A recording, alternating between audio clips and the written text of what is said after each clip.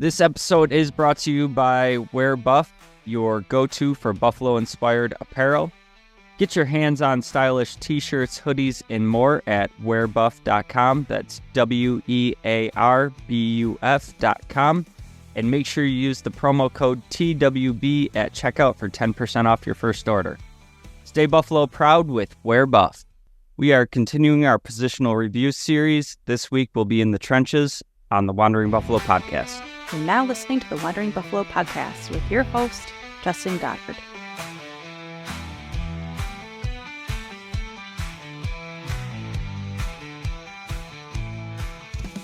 Bills Mafia, welcome in and thank you for joining me on this episode of the Wandering Buffalo podcast.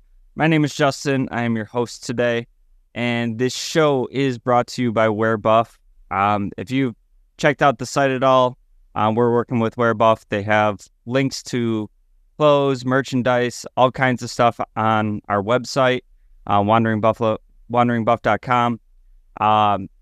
Check it out. New shirts, hoodies, all that coming out on a pretty regular basis. There's a pretty sweet Pride shirt up there right now. So if you're looking for, some Buffalo Pride gear, check it out. It's pretty sweet designs there. This week we're continuing our positional review series, and we're going to be in the trenches. And I kind of lumped, offensive and defensive line together here. I want to talk about both today. Kind of a hasty transition from offense to defense. But I wanted to do these two position groups together. Just, they kind of go hand in hand, but also I share some similar concerns between these two areas. And I'm just doing both of the groups offensively and defensively. As a whole, I think it's important to, when looking at the trenches, look at everything as it works together. Just because, in particularly with the offensive line, but on the defensive side as well, these are two areas where, you're only as strong as your weakest link, and if you have the best left tackle in the league, but your right tackle sucks, then your quarterback's going to get hit a bunch from the right side. So I think it's important to kind of give my feelings on them as a whole. If you've been checking out this positional review series at all, it's kind of a look at what I liked or didn't like from 2023 and what we have for 2024, what concerns I have, anything that we could do to improve it before the season starts. So we're going to dive right in, and bear with me. It's, kind of a long list of names. I'm not going to talk about, everybody here, really in depth. It's kind of just performances we saw last year. And particularly when I'm looking at the 2024 side,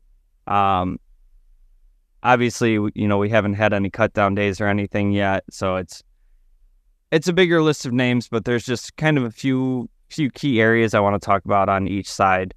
So 2023, obviously started off with the Snowman, DeShawn Dawkins, Connor McGovern, Mitch Morse, Osiris Torrence, Spencer Brown, Ryan Bates, David Questenberry, Kevin Jarvis, David Edwards, Richard Garage, Tommy Doyle, Alec Anderson, and Ryan Vandemark. That was kind of like the finalized roster with depth last year. Not a crazy amount of names changing from last year, but some pretty key bigger name at least. So this year we're looking at right now DeShawn Dawkins, David Edwards, Connor McGovern, Osiris Torrence, Spencer Brown, Ryan Vandemark, Alec Anderson, Cedric Van Pren Granger, Kevin Jarvis, Lyle Collins, Tylen Grable, Keaton Bills, Will Clapp, Gunnar Britton, Richard Garage, Mike Edwards, and Travis Clayton. So obviously the big piece here that is headed out is Mitch Morse. And I'll throw in there with him too, Ryan Bates. And the bigger names coming in, I would say David Edwards was obviously here, but kind of setting up to get a bit of a promotion here. VPG, obviously drafted this year. And Lyle Collins, who I think is an interesting depth piece here. So my thoughts on 2023 was that it's the best offensive line performance that we've had in front of Josh Allen in his career thus far. So that was kind of where I was a little bit bummed out to see Mitch Morse go. Just kind of for how long we were talking about, you got to get better at protecting Josh Allen. We got to get these run lanes open, all that. And kind of finally put it together. We had this complete unit, and now we're kind of retooling again. I fully understand it. I think, the whole plan this offseason was to get younger and cheaper, and, maybe you wanted to keep Morse around for one more year, but when we started doing all the cap moves,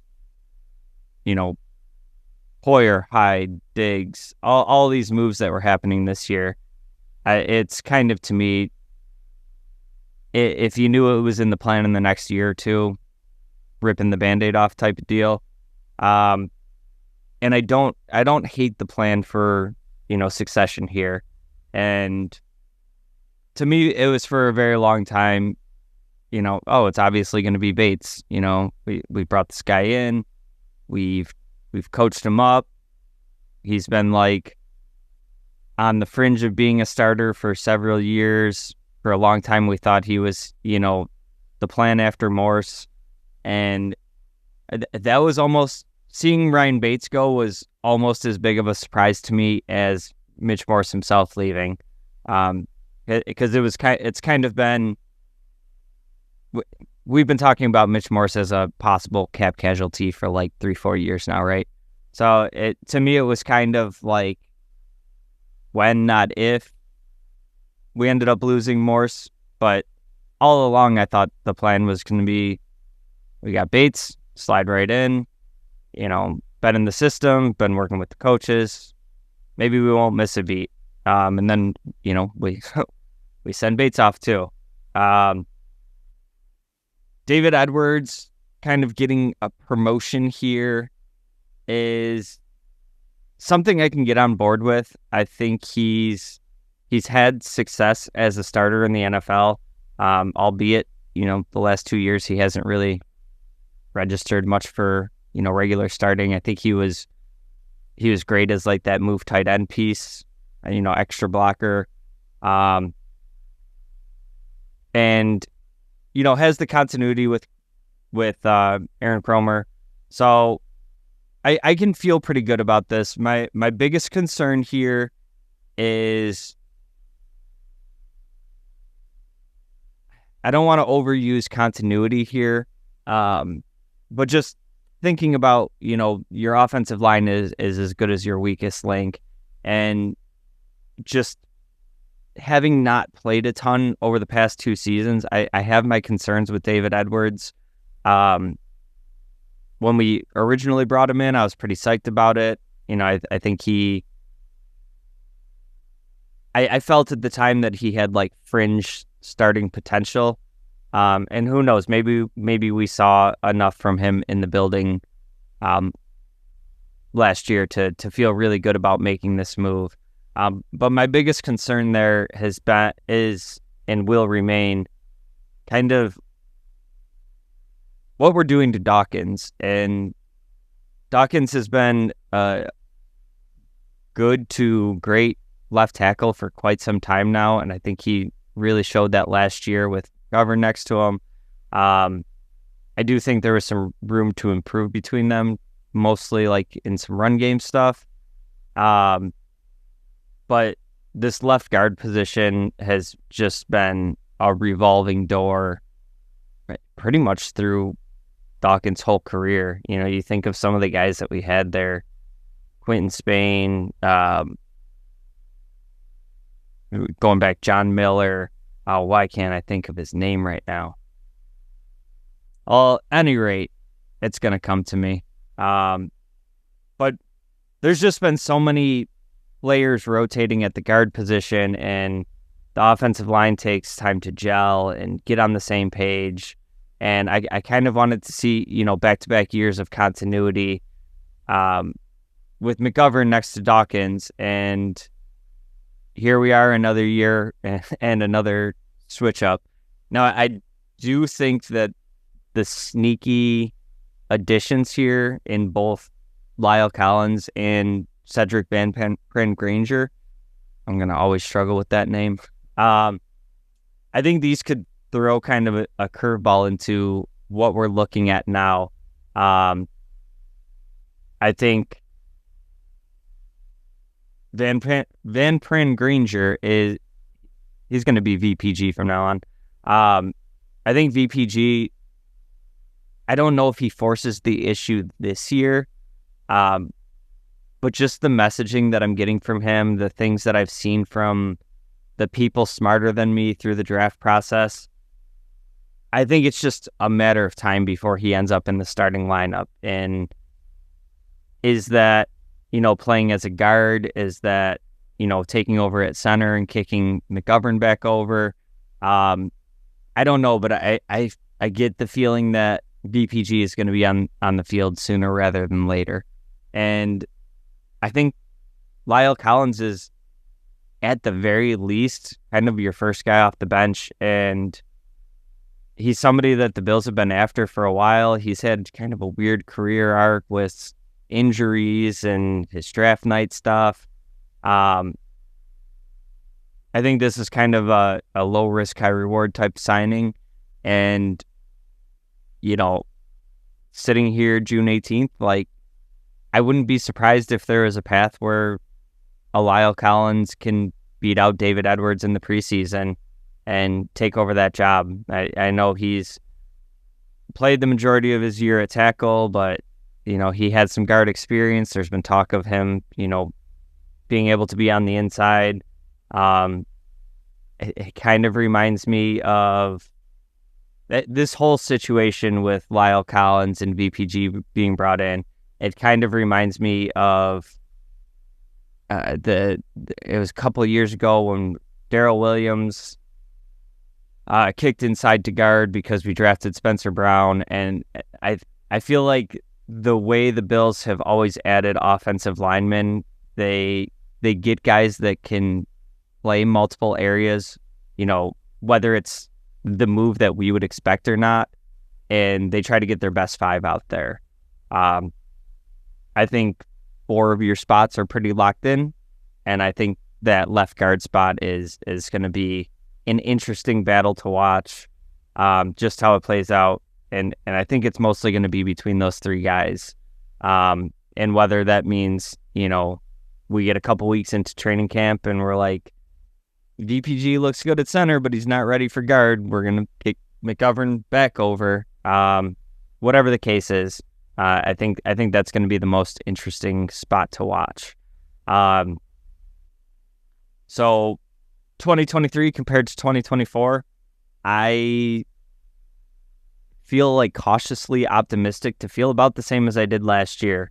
I think if you had to replace that guard spot with somebody else, you're getting a guy that was already in the building that, you know, was in play to start last year.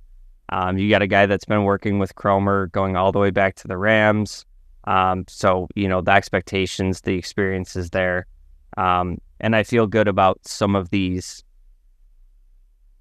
other guys that could be competing for that spot, you know, both now and going forward.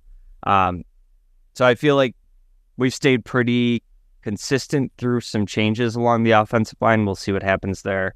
My big concern for this group is injuries. And Not that this is like a group that's, dealt with a bunch and we're waiting for the next one to happen.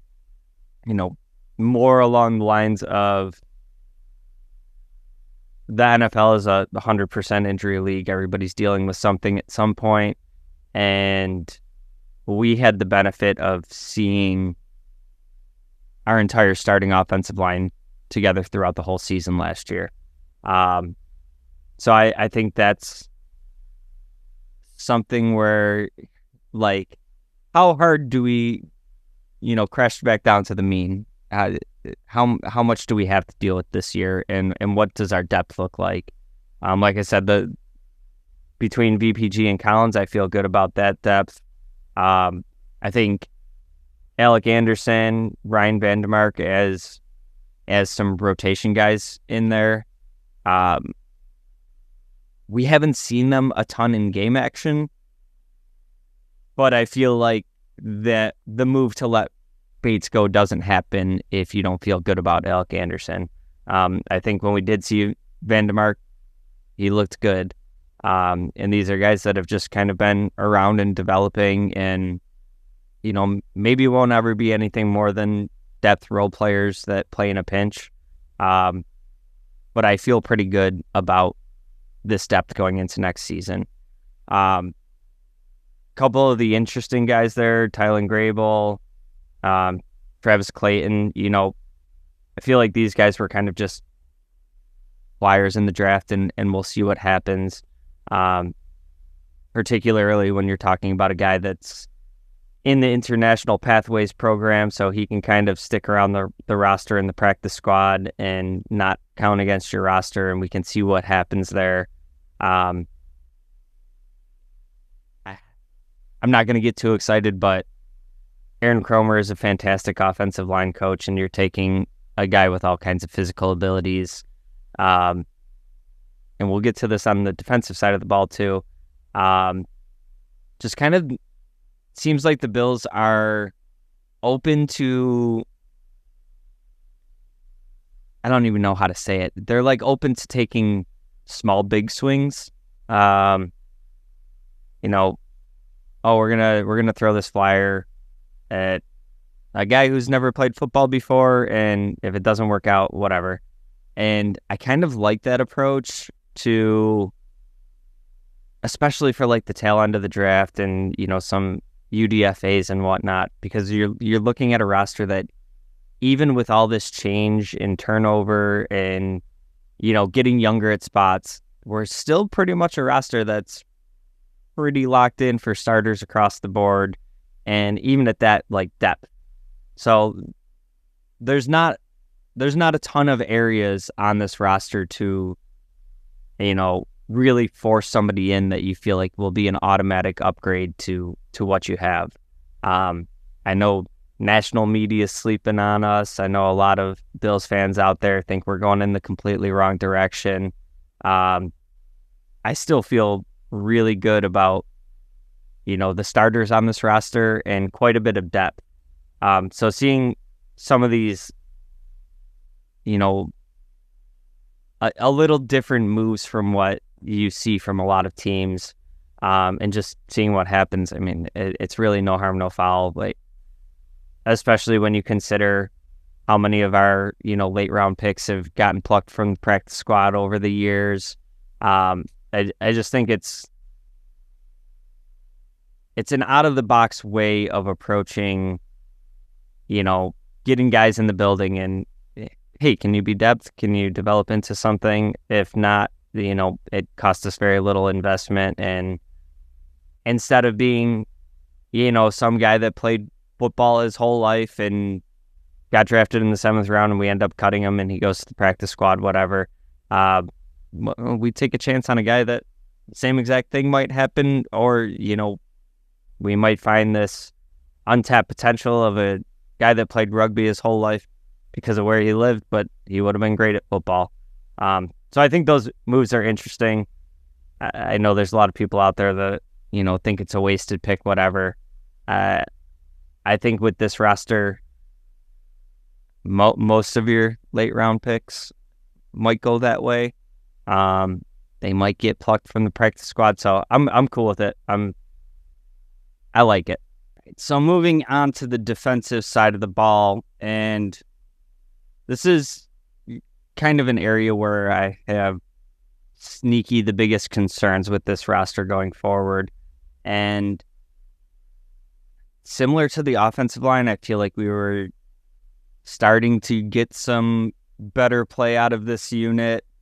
And it's been an area where we've seen Bean invest, time and time again. When you see, free agents that didn't work out, some draft picks that didn't work out, and, big spending on Von Miller, which worked out exactly as he planned for about 11 games and has kind of been a dumpster fire since, and we'll see what happens there. But, last year we kind of brought in some mercenaries and mixed results. But it's kind of another year, another resetting of positions here. And don't get me wrong, we have some core pieces there that I really love. And then some question marks, just based on, how much you can play these guys, some of the age, for how much they rotate players, how effective those guys can be.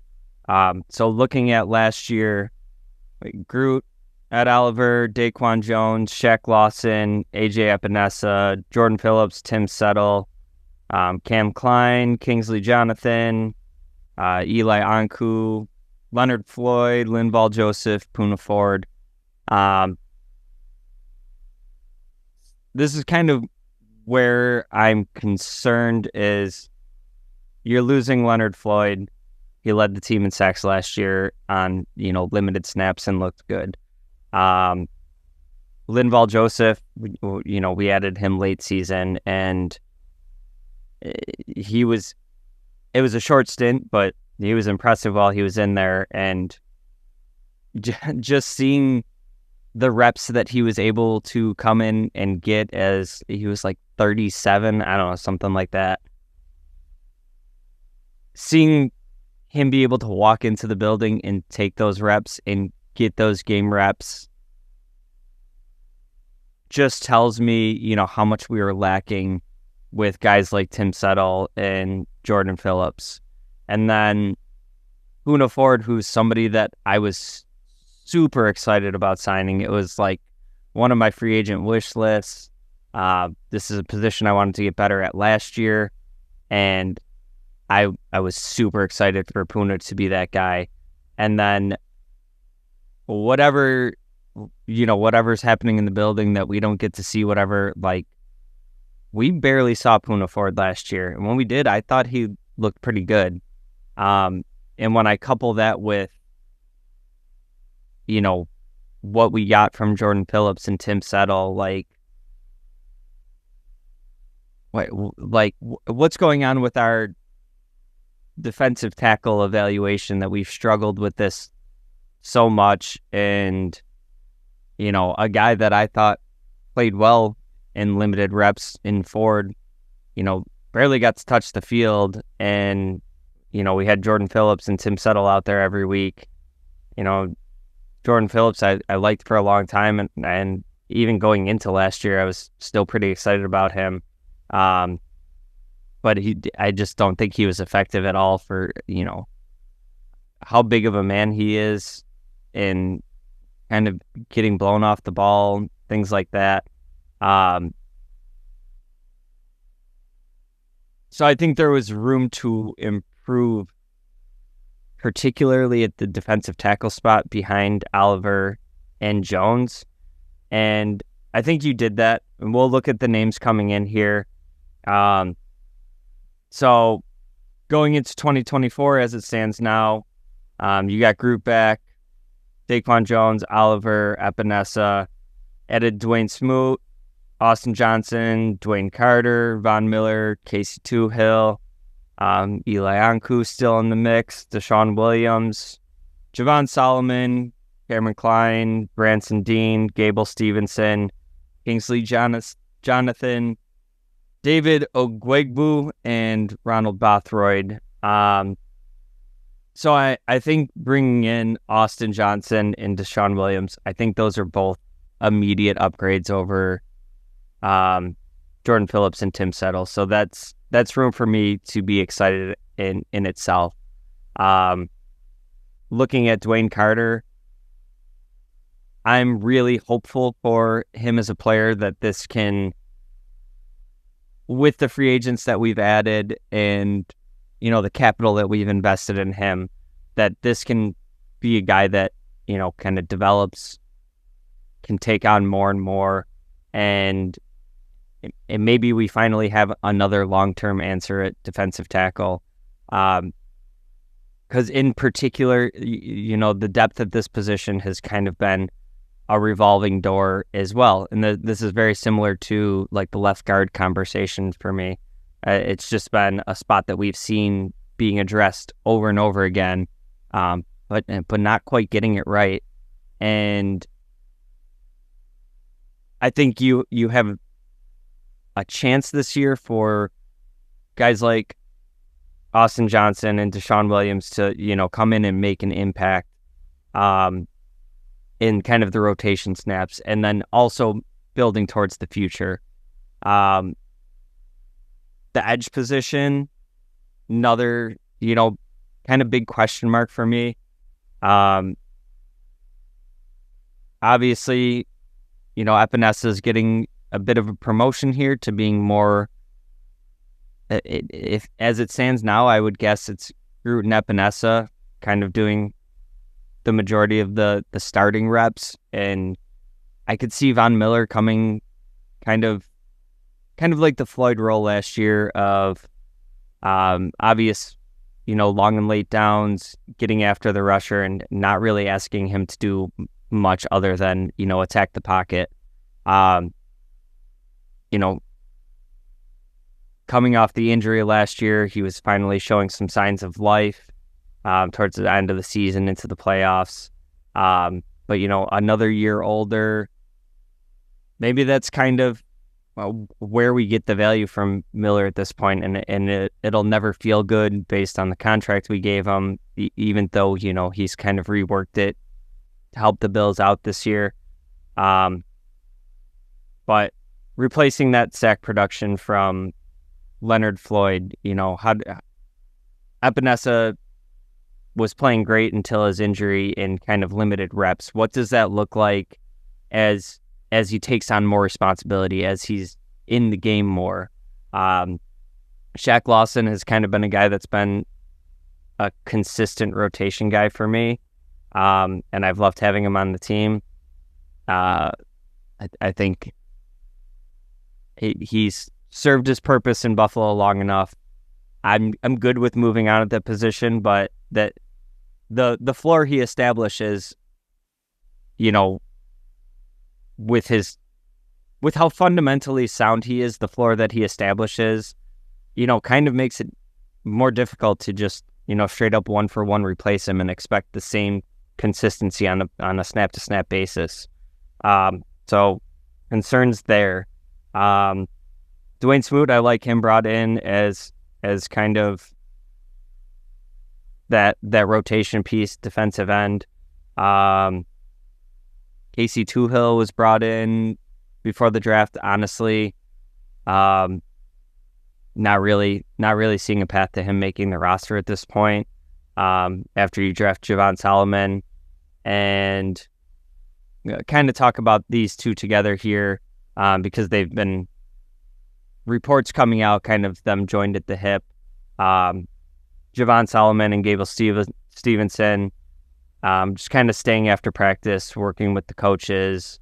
And, for Stevenson, being a 5th round pick, Beans had some real big late round hits over his tenure with Buffalo. So I slapped some expectations on Solomon, and I don't think this is, a horribly difficult position group. As I get done talking about, there's not a lot of room to improve this roster, immediately through these young players, the assets that we have to work with. But I think Solomon is somebody that could get reps early, and as we look towards, what the future looks like for Von, is this his last season? And then just kind of, again, how much we rotate across the defensive line. You basically need 4 starters. So, he can make an impact in tail end of this year, going into next season could kind of follow like an AJ Epinesa trajectory where, he gets more and more opportunities, and maybe one day we're talking about him as like the full-time starter. Gable Stevenson, very similar to the Travis Clayton conversation for me of, why not take a swing on an absolute freak athlete who's a people mover? It's not something that costs you a ton, and if it doesn't work out, if he just isn't picking up on football things, whatever. You tried something different in a different way. So I'm not going to say like I'm excited for that move. I think it's interesting, and I see a path where it could have, future implications. And you talk about guys like Austin Johnson and DeShawn Williams, who I can get excited for being kind of rotation players this year, but that the depth at D tackle has been something that we've been trying to sort out for years here. And Daquan Jones getting a little bit older, bringing these guys in a 1-year contract. There's going to be opportunities, more so going forward, but there are opportunities on this roster to make an impact on the defensive line and secure a job going forward. So I do think we have an interesting group of guys as we look towards the future. As I look at it right now, this is a group that I'm not going to sit here in June right now and say that I think this defensive line is better than last year. I think there's paths to me talking myself into it could be better. The first path for that is, just looking at injuries from last year. Daquan Jones obviously missed a good portion of the season. When you talk about Von Miller, still getting back from that injury. You look at Groot was dealing with a broken foot most of the season. Epinesa started out really great and, had, I believe it was a rib injury, and, kind of came back down to earth a little bit.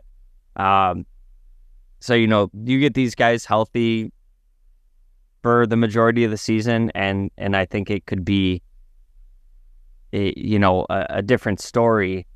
But just looking at the number of question marks I have, you just have several guys that you're slotting into a new system again. I think you're still relying on Von Miller for a good amount, and there's nothing guaranteed there. He's another year older. Maybe you get some of that Leonard Floyd rotation pass rusher guy stuff, but that's not something that I'm going to bank on. Just a lot of questions here, both for this coming season and going forward. And this is something that Bean has talked about in the past about, different position groups. He's talked about it about like getting these game-changing guys, and like, well, you don't find that guy very often at 25, whatever. And I think I think we happen to get a version of that in Groot, and that just happened to work out for us because of the COVID year and him not playing and all the weird stuff that went around that. But you're not finding the Bosas, you're not finding Khalil Mack very often at pick 30. So I think this is a group that kind of concerns me both now and going forward. I think I get a bit of the, counting on taking a step that we had with Gabe Davis as we promoted him to a number 2 receiver. I'm getting kind of similar vibes with that to AJ Epinesa, and I love Epinesa, and he's had his moments. He's had interceptions. He's, had moments in seasons where he has more pass breakups than top end cornerbacks in the secondary. I think he does a lot of things really well. Was that kind of a benefit of, being in a rotation, or was this just kind of like a little bit of a slower development that took some time? We'll see, but that's a question mark for me. And then just kind of all these new guys slotting in and, playing in a new system and playing with different players next to them, all that stuff that goes into it. A lot of room for me to be excited about this group going forward as well, though. Dwayne Carter, somebody that I'm really excited about. Javon Solomon for being, a late round pick. Do I anticipate him becoming like the next Von Miller? No, not necessarily. Do I think he could develop into, one of these rotation guys that we keep having to find as we round out the roster? Yeah, I think that could happen. What I really like about Solomon thus far is just kind of all the messaging coming out, everything that we're seeing in reports from him is like, he's coming early, he's staying late, he's putting in the work, he's, doing one-on-one stuff with the coaches after practice. So I think he's kind of in a similar vein to some of these guys we've kind of taken flyers on, like a Cameron Klein, of like, hey, there's some talent there. Let's see if we can lock into it. And if it doesn't work out, we didn't invest a ton. But what also gets me really excited about Solomon is just, I can't ignore Bean's success rate in the later rounds with a lot of these, particularly like 5th round picks.